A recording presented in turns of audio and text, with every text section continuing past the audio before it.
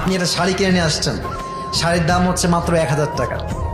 এখন বউ যদি শোনে যে দাম 1000 টাকা, বউ তো রাগ করবে, বলবেন যে 10,000 টাকা। জায়েজ আছে এটা? সুবহানাল্লাহ পড়বেন না আপনারা?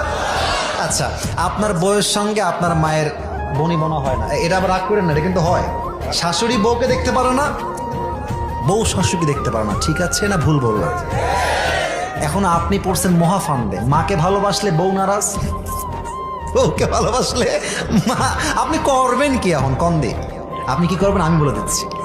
মাকে বলবেন যে মা, আমার বউ তো তোমার কত ভালোবাসে, সারাদিন তোমার নামে খালি প্রশংসা করতেই থাকে, খালি করতেই থাকে তোমার নামে প্রশংসা। মা বলবি ও বাবা তাই নাকি? তখন দেখবেন মায়ের ঘৃণা ভালোবাসায় পরিবর্তন হয়ে যাবে। এবার বউয়ের কাছে এসে বলবেন যে আমার মা যে তোমাকে কত ভালোবাসে, বিশ্বাস করো। আমাকে সকালে বলছে এই খবরদার, বউকে গিয়ে শাড়ি কিনে দিবি, শপিং করে দিবি, ঘুরতে নিয়ে যাবি, কক্সবাজার যাবি, সাজেক ভ্যালি যাবি। আপনার মা আসলে কিছুই বলে নাই, কিন্তু আপনি এই যে পামটা দিলেন, আপনার বউয়ের জন্য ভালোবাসা প্রকাশ করলেন, এই ভালোবাসার জন্য আপনার আমলনামায় সওয়াব লেখা হবে। সুবহানাল্লাহ পড়ে।